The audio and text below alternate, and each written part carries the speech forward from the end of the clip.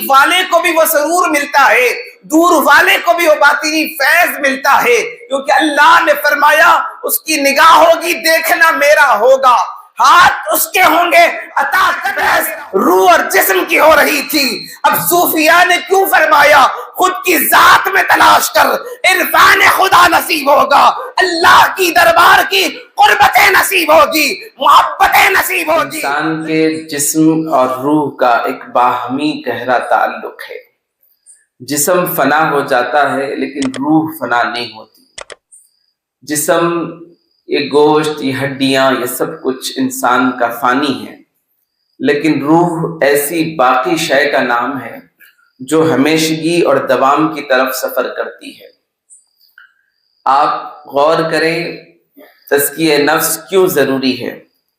قرآن مجید نے اس بابت جگہ جگہ توجہ دلائی ہے، اور اہل ذکر کے ساتھ اور ان کی محفلوں میں بیٹھنے کے لیے خصوصیت کے ساتھ اہمیت دی گئی ہے۔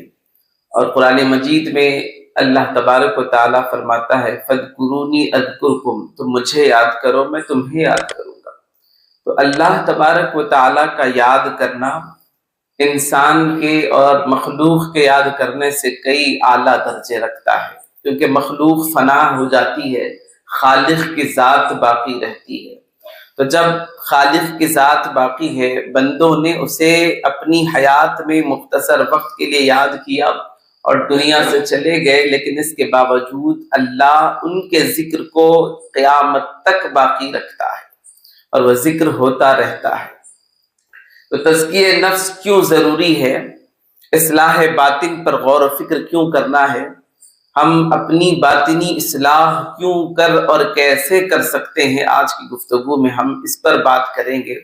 اور خصوصیت کے ساتھ مولانا روم نے جن نکات کی طرف توجہ دلائی ہے، لا الہ الا اللہ پر اس کی جو گفتگو کو کیا ہے، اس کو ہم اور آپ کوشش کریں گے کہ ہم جب ہر شے کی نفی کر چکے، پھر انسان ان وادیوں سے کیسے ہو کے گزرتا ہے کہ وہ لا کی تلوار سے اس کو فنا کر دیتا ہے، اپنے تمام تر چیزوں کو فنا کر دیتا ہے، تو پھر وہ بقا کی طرف کوچ کرتا ہے۔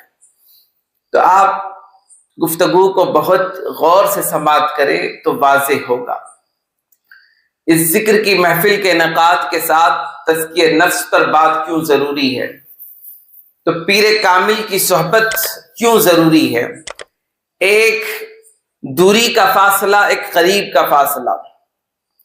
آپ نقطے کو غور کریں، اللہ تبارک و تعالیٰ نے اپنے بندے خاص کو یوں فرمایا حدیث قدسی میں، جب میرا بندہ کثرت نوافل کے ذریعے میرا قرب حاصل کرتا ہے تو پھر میں اس کی سماعت بھی بنتا ہوں، اس کی بصارت بھی بنتا ہوں، اس کے ہاتھ بھی بن جاتا ہوں، اس کے پاؤں بھی بن جاتا ہوں۔ تو ایک مرشد کامل کا وہ مرید جو طلب صادق ہے، حقیقت کی تلاش میں نکلا ہے، چاہے وہ دور ہو یا قریب ہو، نگاہ جو فیض کرم اس کو نصیب ہونا ہے، تو قریب والے کو بھی وہ سرور ملتا ہے، دور والے کو بھی وہ باطنی فیض ملتا ہے، کیونکہ اللہ نے فرمایا اس کی نگاہ ہوگی دیکھنا میرا ہوگا، ہاتھ اس کے ہوں گے عطا کرنا میرا ہوگا۔ پیر کامل کا فیض یوں ہوتا ہے، چاہے وہ قریب ہو چاہے وہ دور ہو، جس جگہ بھی ہو، اپنے شیخ کا تصور کر کے ان وادیوں سے گزرتا ہوا اس مقام پر ہو کے گزرے گا، تو پھر وہ راستے، وہ اسرار رموز کھلنے شروع ہو جاتے ہیں، پھر وہ تمام تر وادیوں سے گزر کر اللہ تبارک و تعالیٰ کی قربت کی وادیوں میں گزرتا ہے۔ تو مولانا روم نے لکھا لا الہ الا اللہ میں پہلے نفی ہو جاتی ہے، ہر شے کی نفی ہو جاتی ہے کہ مولا مجھ سمیت کچھ نہیں ہے، جو ہے وہ تیری ذات ہے۔ لا پہلے نفی ہے، ہر شے کی نفی ہے، اور اپنی ذات کے ساتھ بھی نفی ہے۔ تو انسان کا یہ نفس ان وادیوں سے اس کو ہو کے گزارتا ہے۔ روح کا تعلق قلب کے ساتھ، قلب کا تعلق جسم کے ساتھ، اور جسم تابع ہیں قلب کے۔ قلب اگر نفس کے تابع ہو جائے تو پھر نفس اس کو ان وادیوں سے ہوگنے کی مجبوری اس کو لا دیتا ہے کہ جب نفس اس کو بار بار گناہوں کی طرف ابھارے گا تو دل جب اس کی طرف متوجہ ہو جاتا ہے تو پھر سارا جسم اس دل کے تابع ہو جاتا ہے. تو اب یہاں تزکیہ نفس کیوں ضروری ہے؟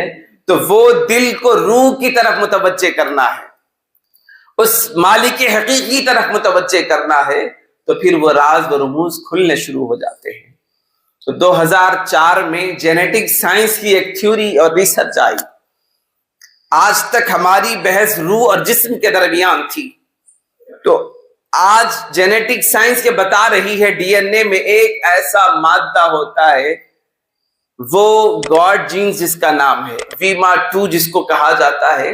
سائنس نے یہ ثابت کر دیا ہے کہ وہ اللہ کی طلب میں رہتا ہے، وہ تڑپتا رہتا ہے.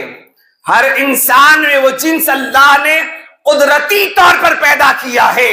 تو اب تک بحث روح اور جسم کی ہو رہی تھی، اب صوفیاء نے کیوں فرمایا خود کی ذات میں تلاش کر، عرفان خدا نصیب ہوگا، اللہ کی دربار کی قربتیں نصیب ہوگی، محبتیں نصیب ہوگی. لیکن اس وجدان کی کیفیات سے ہو کے گزرنا ہے تو ایک ذات میں فنا ہوگا. اب وہ ذات میں فنا ہوں گے، پھر نور نبوت مصطفیٰ کا ایک ایسا پردہ ہوگا، ادھر نور وحدت کا جلوہ ہوگا. اب دونوں کے درمیان حائل ایک پردہ ہے. اب اس مالک حقیقی کی محبت بھی پانی ہے، اس کا قرب بھی پانا ہے، اس کے مقام کو سمجھنا ہے. تو اب درمیان میں ایک پردہ حائل ہے، وہ پردہ حضور پاک علیہ الصلوۃ والسلام کے نور نبوت کا ہے. اس کے بعد جو منزل ہے وہ نور وحدت کا ہے. اب وہ سب کچھ ہے جہاں سے وہ ہو کے گزرتا ہے. تو اب نتیجہ یوں اخذ ہوتا ہے